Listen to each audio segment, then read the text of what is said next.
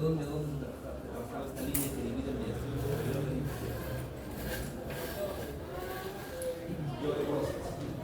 del ángulo de Lois hasta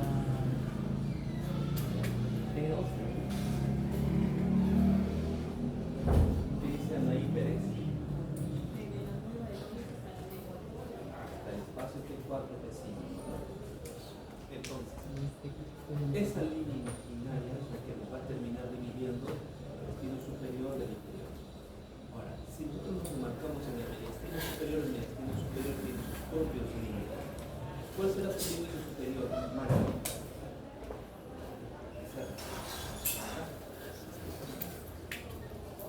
Su límite superior, Ajá. la escápula, La cintura escapular. la cintura escapular. Básicamente, en su plano anterior hablamos de primera costal y la clavícula. Su límite anterior, Villalobos.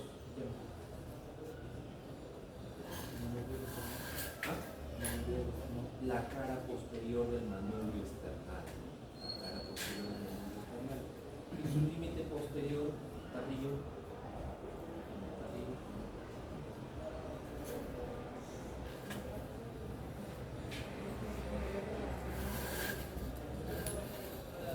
La cara anterior de los cuerpos del área, de 1 a 4.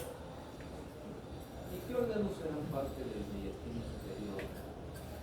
Karina, tuyo. ¿Qué órganos son el contenido del mediastino superior? El esófago. ¿Qué más?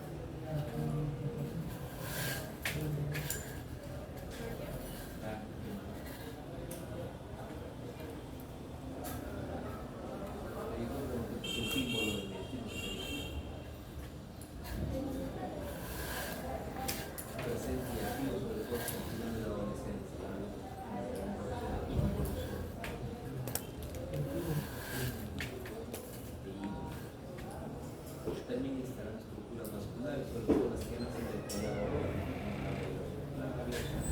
Hablamos de la principal, hablamos de la carótida común izquierda, estructuras venosas, las que procesan venas, los tropos venosos, principal, derecho común izquierdo, los dependientes que vienen hasta la yugular. Ya, entonces estas estructuras son en la superior y luego transitamos del mediastino inferior y específicamente el corazón se encuentra ubicado en el mediastino inferior medio. Y dentro del mediastino inferior medio el corazón tenía elemento de sujeción. ¿Cuál es el elemento de sujeción? Claro, hasta el ejercicio. ¿Cuáles son los elementos de sujeción cardíaca que pertenecen al mediastino medio?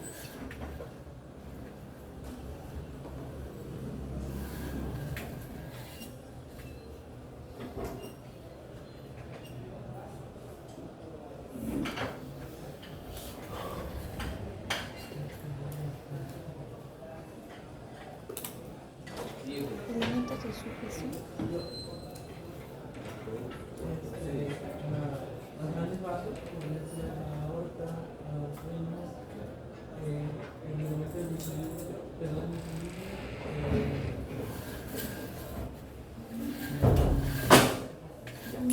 el ligamento ciático, que es el tronco de paralítico, la extensión entre el pulgar y el pulgar.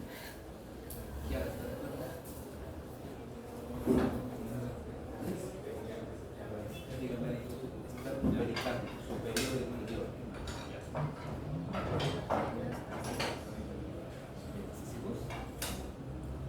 Elementos de sujeción del mediastino inferior. Miren.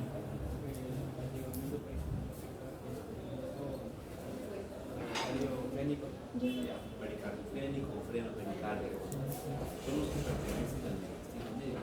Pero si hablamos de los elementos de fijación en general del corazón, todos, ¿cuáles faltarán ahí pleno?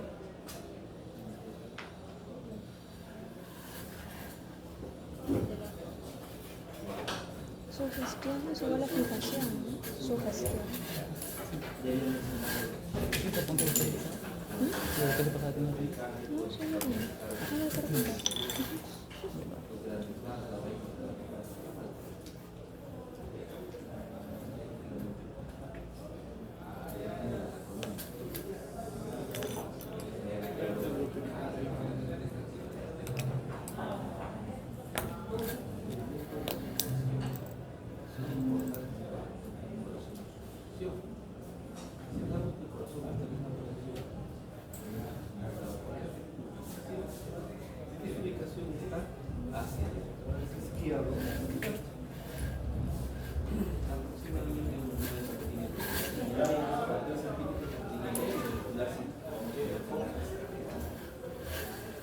Pero además de eso, el corazón va a tener una orientación. Y esto le hace porque el corazón no está en esta posición, ¿cierto? Entonces, ¿cuál será la orientación del corazón? Eso es. De izquierda a derecha. No, de derecha a derecha.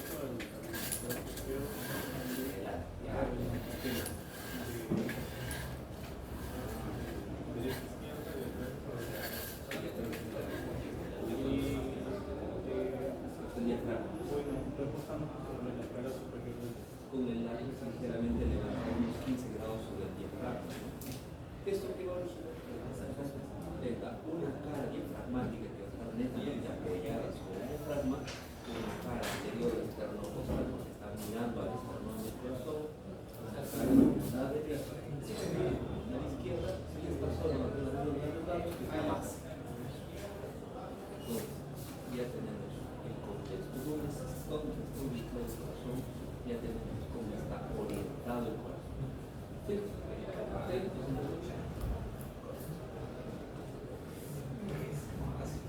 Entonces, claro, es como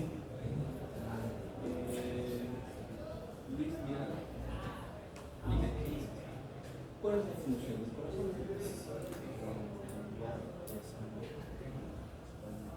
Solo bombear.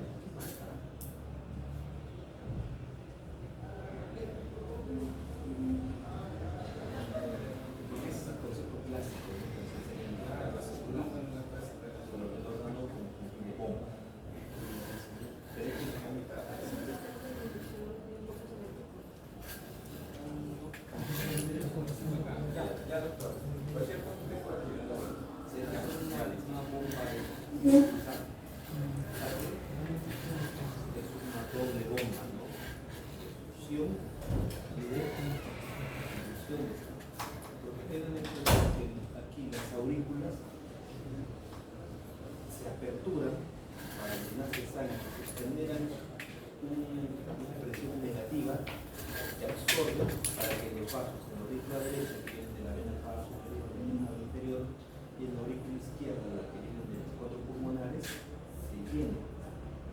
Las aurículas se inflan como si fueran sapos, con las válvulas auriculares cerradas, se terminan de llenar y luego el corazón empieza su proceso de contracción auricular, principalmente dado por la pared anterior de la aurícula. Porque en la pared anterior tenemos un músculo pequeño que se contrae. Se abren las válvulas, traen las aurículas, toda la sangre pasa a los ventrículos.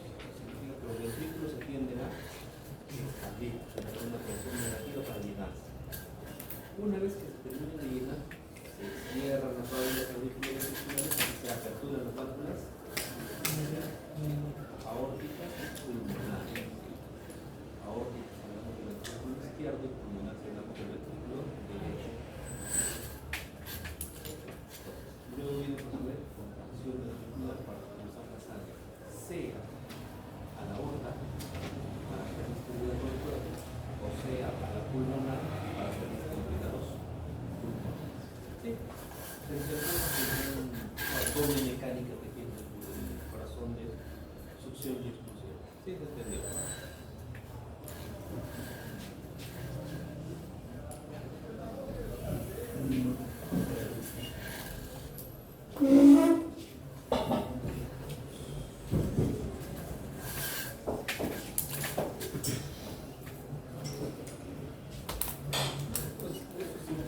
para entender lo que viene a ser enteramente el ciclo cardíaco, porque el ciclo cardíaco en general está generado por todas estas fases donde hay un trabajo netamente auricular, un trabajo ventricular, un trabajo con sus respectivas válvulas, ¿no? Entonces, en todos estos movimientos va a generar un espacio que viene a ser la diastolía. Entonces ahí tienen un ejemplo de cómo se ve el llenado ventricular, el base auricular, llenado ventricular. En base o el comparativo de las fases del movimiento cardíaco, tanto atrial como ventricular. Entonces ya vimos localización del corazón, vimos un poco de su funcionalidad y vamos a ver cuál es su composición. El corazón está formado por 4 espacios, 2 aurículas, 2 ventrículos. En medio de estos tenemos válvulas. La válvula aurículo-ventricular derecha, aurículo-ventricular izquierda. La válvula aurículo-ventricular izquierda es la mitral, y la aurículo-ventricular derecha es la difusiva. Y también habrá válvulas que van a conectarlo con los grandes vasos, como son la aorta y la pulmonar. En este caso, la aorta será la válvula izquierda, ¿no? La semilunar aórtica, y también tendremos la semilunar pulmonar.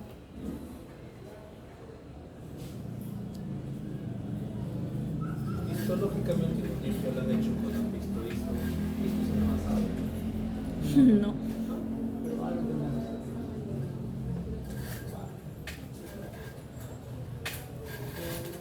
Entonces ya cuando han hecho esto, o cuando van a hacer esto, perdón, van a ver que en sus capas cardíacas está compuesto por endocardio, miocardio y Epicardio. el endocardio, que es la capa más interna, la más profunda, ¿no? Está formado por tejido conectivo y una membrana de revestimiento también, que también va a cubrir las valvas.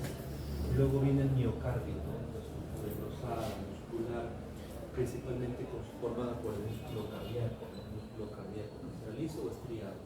Estriado, ¿no? Músculo cardíaco estriado. Y el epicardio, que es básicamente formado por mesotelio, ¿no? ¿Qué otras estructuras en el momento están formadas por mesotelio? Y en abdomen, el peritoneo. Entonces, estas estructuras que van a envolver los órganos, van a atravesar las paredes, van a membranas compuestas por células mesoteliales. Estas membranas no son completamente impermeables, tienen una porosidad micras, pero tiene su porosidad. Esto permite que haya incluso una salida o entrada de líquido a través de ellos. Y esto es el mejor ejemplo que puede haber, es un caso de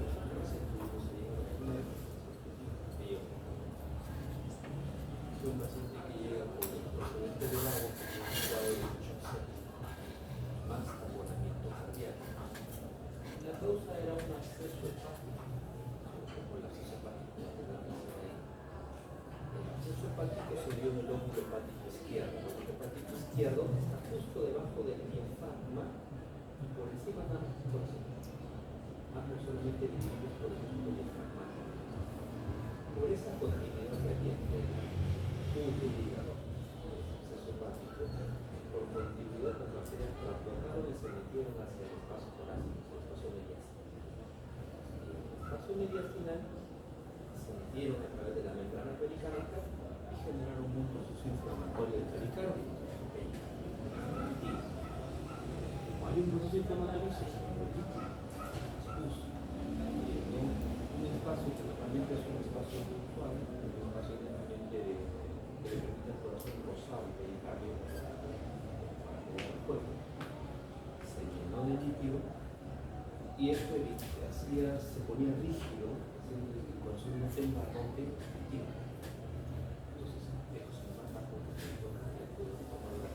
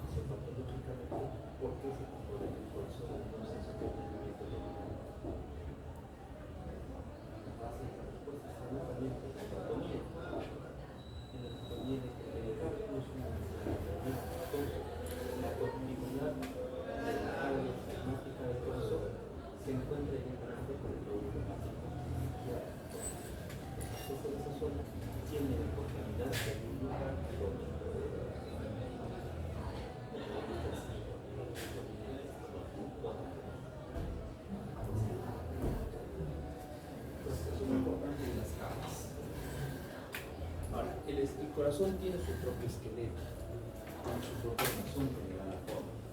¿Quiénes conforman este rizoma? Tejido fibroso de colágeno denso. Y básicamente donde lo vamos a encontrar revistiendo el contorno de los anillos auriculoventriculares y de las glándulas aórticas. Además de que entre estas se van a generar pequeñas uniones que vienen a ser los tabiques interatriales, que también van a formar parte de estos trígonos fibrosos, ¿no? Derecho e izquierdo, y sus porciones membranosas entre ellos. Entonces, todo esto viene a ser parte del esqueleto fibroso del corazón. Lo que hemos visto de su ubicación medicinal, sus caras, para entendernos. Entonces, recordamos que ya les había mencionado esto. Tenemos el corazón, ¿cierto? Ligeramente levantado sobre el diafragma. Teníamos una cara anterior. Esta cara anterior es la cara externo-costal. Tenemos esta cara, que es la cara posterior, que es la cara diafragmática. Esta cara, que es lateral derecha, que es la cara pulmonar derecha, la cara pulmonar izquierda, y la zona donde están llegando a los grandes vasos, la Base. esto lo tenemos en su visión anterior, esto si lo vemos desde su cara posterior. ¿Sí? Entonces, en el examen les puedo preguntar, ¿dice las caras cardíacas? Claro, en su visión posterior, o en su visión anterior. Ya tienen clara cuál es la distribución de las caras del corazón, sus distintas posiciones. Puntos a tener en cuenta: que el vértice se ubica aproximadamente a nivel del posterior al quinto espacio intercostal de los adultos, aproximadamente a 9 centímetros del plano medio, donde se pueden ocultar los ruidos, sobre todo del cierre de la válvula auriculoventricular izquierda, o donde también podemos palpar el choque. Básicamente, cuando el pericardio se llena de líquido, la zona subepicárdica se llena de líquido, nosotros podemos poner la mano y palpar. El golpeteo de la punta cardíaca o el pulso cardíaco contra la pared torácica. Incluso cuando hay un proceso inflamatorio del pericardio y es rosa la pared pericardio, la punta pericardial, se conoce como rosa pericardio, rosa pericardio. Que no se puede pasar. La base del corazón, posterior al ápex, lado contrario al ápex, básicamente formado por el lado izquierdo con más parte del derecho, se orienta posteriormente hacia el Entonces tendremos que las cuatro caras del corazón, ya hemos explicado la cara anterior, diafragmática, pulmonar derecha.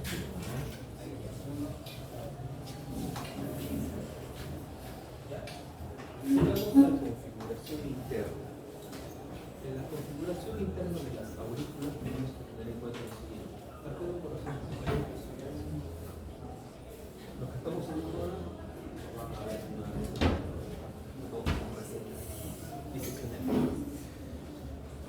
Cuando hablamos de las características que tienen las aurículas, tenemos que entender algo.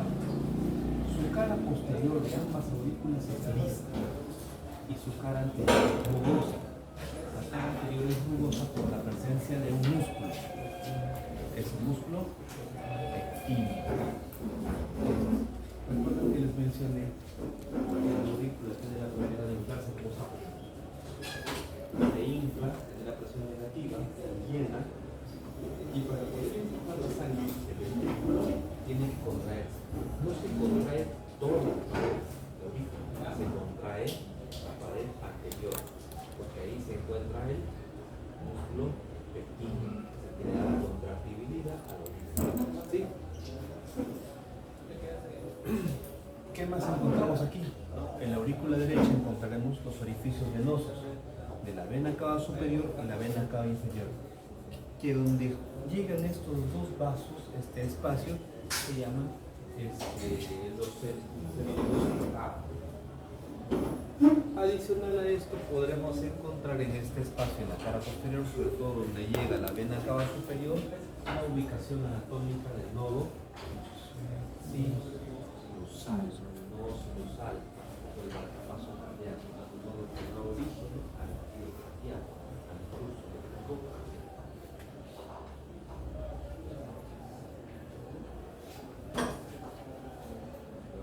les mencionaba, la presencia del seno venoso de las cavas. Después, pegado a lo que viene a ser el tabique interauricular, podemos encontrar el foso oval, que es un vestigio, bueno, en algún momento oval, este foramen que comunicaba origen derecha con la izquierda.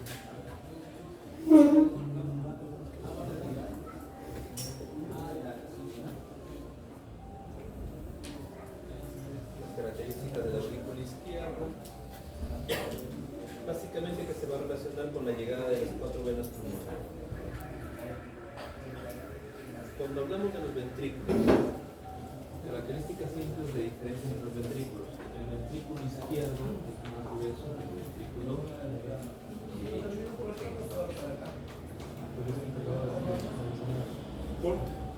Es el que va a bombear todo el cuerpo horizontal. Ya, el ventrículo derecho. Se va a los pulmones.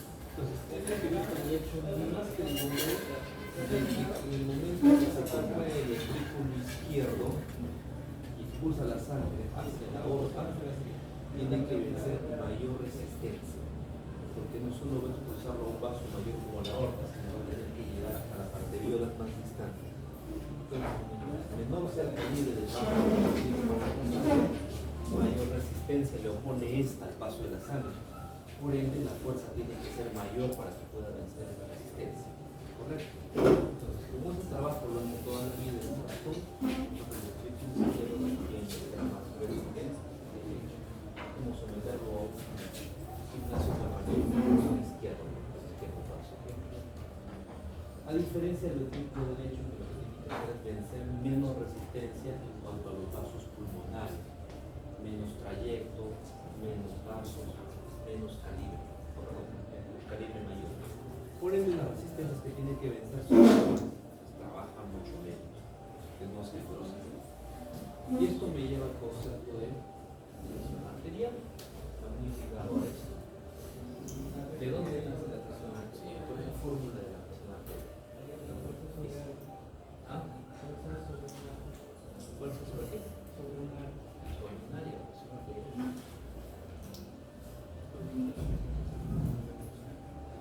¿Cuál es la fórmula de presión arterial? ¿De dónde sale la presión arterial? Gasto cardíaco con la resistencia vascular. Significa que para nosotros evaluar la presión arterial, perdón, nosotros medir la presión arterial, estamos evaluando la fuerza contráctil del corazón, el trabajo cardíaco y la resistencia que le ofrecen los vasos periféricos al paso de la sangre que el corazón necesita. Entonces, ¿qué pasa de repente a los pacientes que sufren aterosclerosis? El rígido de los vasos, sobre todo adultos mayores, se esclerosis, la pared de los vasos. Estos, como no se dilatan, se colocan rígidos y generan mayor resistencia al paso de la sangre. Por tanto, el corazón tiene que trabajar más.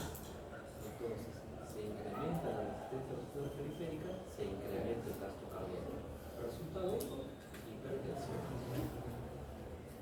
Ahora, ¿qué pasa cuando este proceso se da por largo tiempo?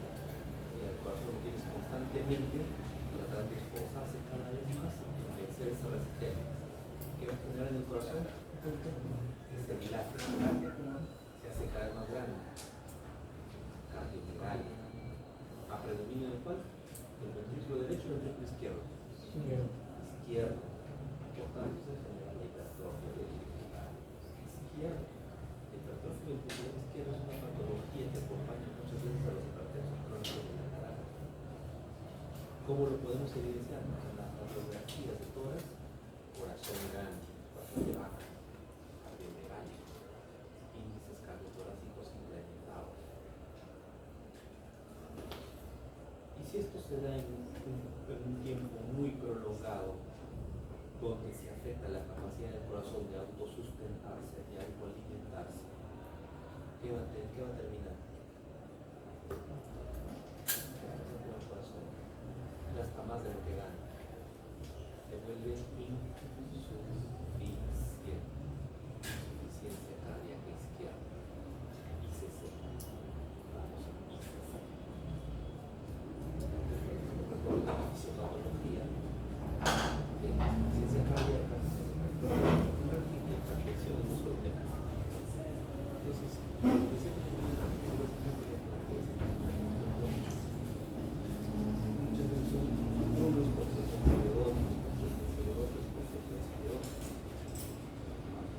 medio de todo ese proceso hay pues hormonas intervinientes, sustancias intervinientes. Por eso que ya en ese proceso encima de la ayuda de la toxina, del proceso de la remodelación cardíaca, etc. Y ahí enfermedad oncológica, porque damos inhibidores de que buscamos al bloquear esta enzima, disminuir el remodelado cardíaco, porque así como está creciendo el músculo, está dañando el músculo se repara, se repara. Pero es en autorreparación, cicatrización. Y esa cicatrización genera lesiones a largo plazo del músculo interno. Pero parece que entender bien la fisiología y la fisiología.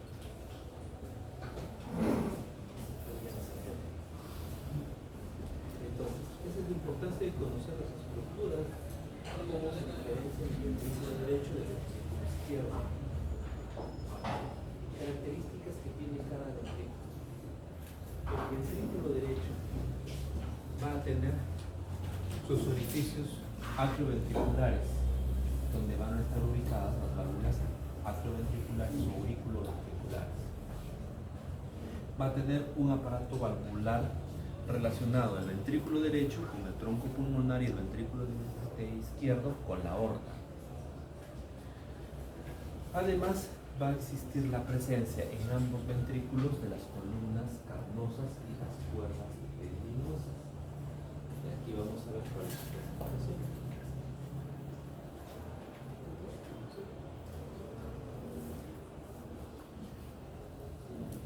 Puntos importantes. En el ventrículo derecho,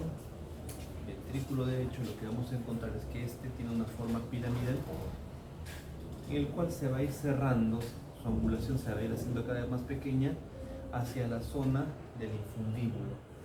La zona del infundíbulo es esta zona de transición que va hacia la zona, hacia el tronco pulmonar. Como parte de los músculos papilares que van a estar ubicados tanto en la pared anterior como en la zona del tabique interventricular, uno de ellos, el cual se ubica en el tercio superior del tabique interventricular, se llama músculo enano de Narcís, que no es otra cosa que un músculo papilar de primer orden pequeño.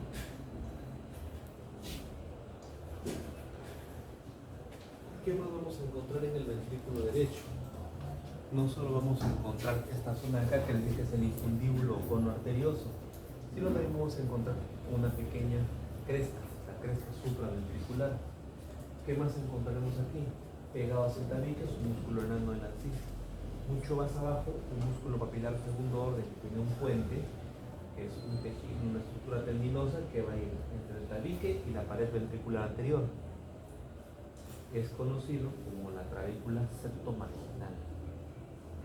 ¿Por qué es importante? Porque a través de esta van a pasar parte de la rama derecha del fascículo auriculoventricular, el famoso AC. Entonces, la transmisión nerviosa se va a dar nodo sinusal, nodo auriculoventricular, ¿cierto? Luego va a registro, y el registro luego se subdivide para formar las fibras de Purkinje, que se van a ir tanto al lado derecho como al izquierdo, siendo las del lado derecho las que viajan a través del tabique septomarginal. ¿Sí se entiende la importancia de esto? Y en el ventrículo izquierdo la diferencia es que todo es más grueso. Las papilas son más gruesas, las paredes son más gruesas.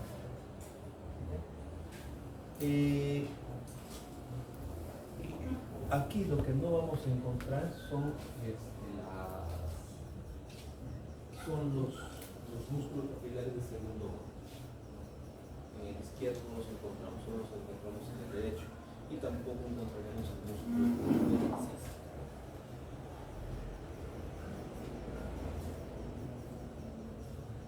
Entonces, en una visión superior tendremos por un lado la válvula mitral y por el otro lado la válvula tricuspidia. Inmediatamente detrás de esta será la arteria. ¿Qué arteria es esta? Aorta ascendente, ¿no? Con sus respectivas coronarias. Y detrás de esta,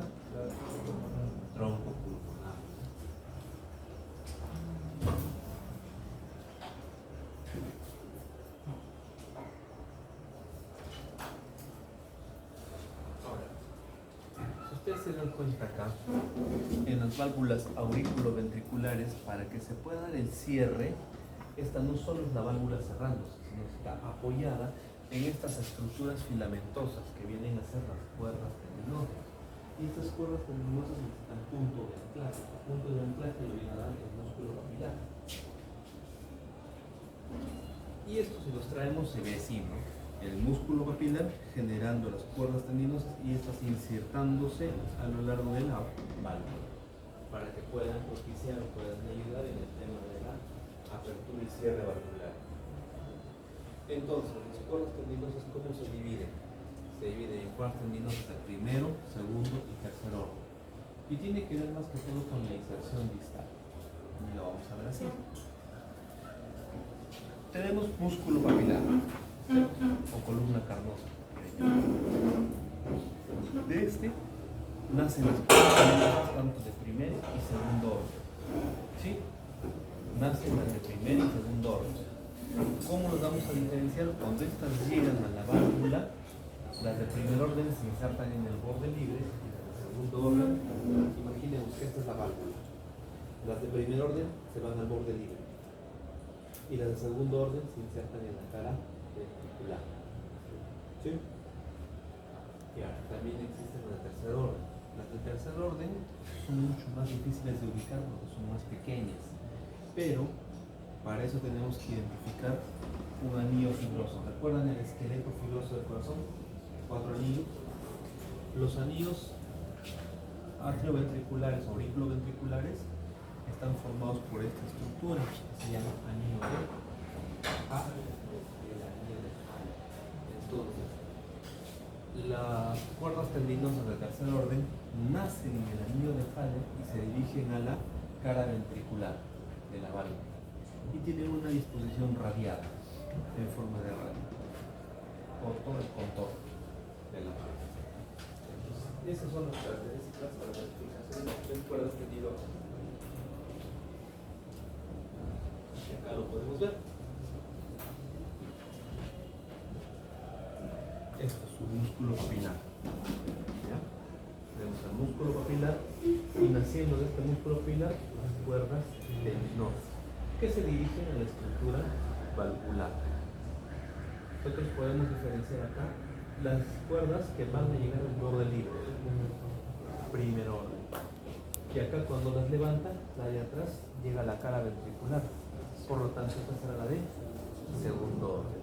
En esta visión no se puede ubicar la de tercer orden.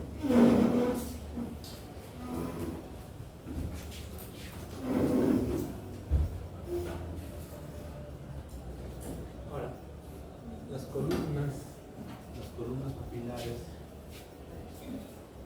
se pueden dividir también en 3 órdenes.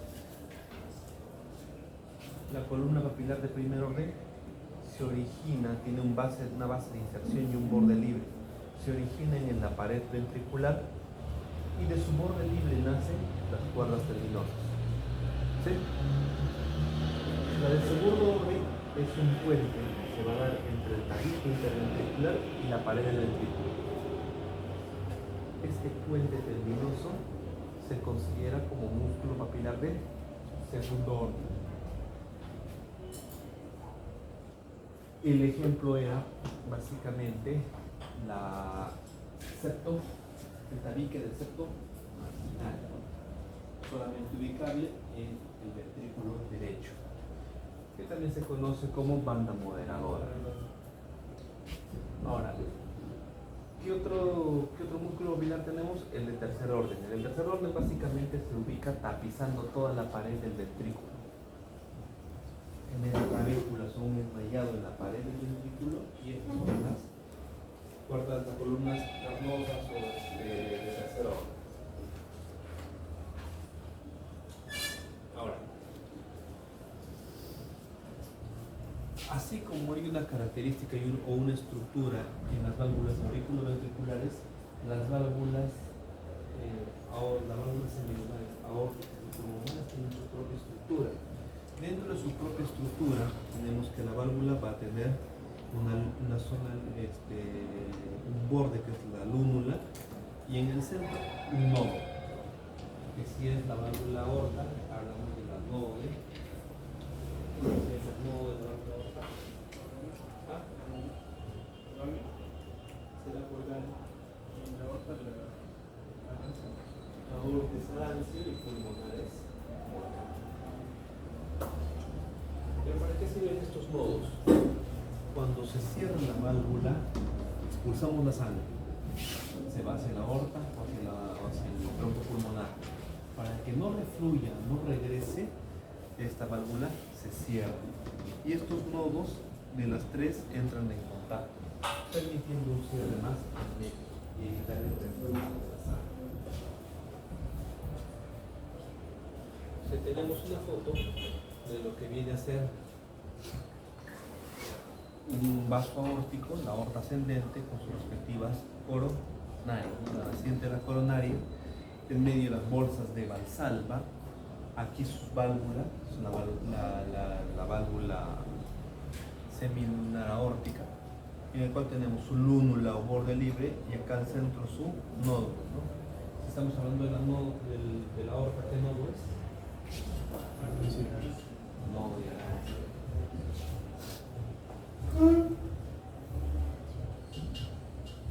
Ya lo tenemos coronario y lo vimos la semana pasada. Base de corazón.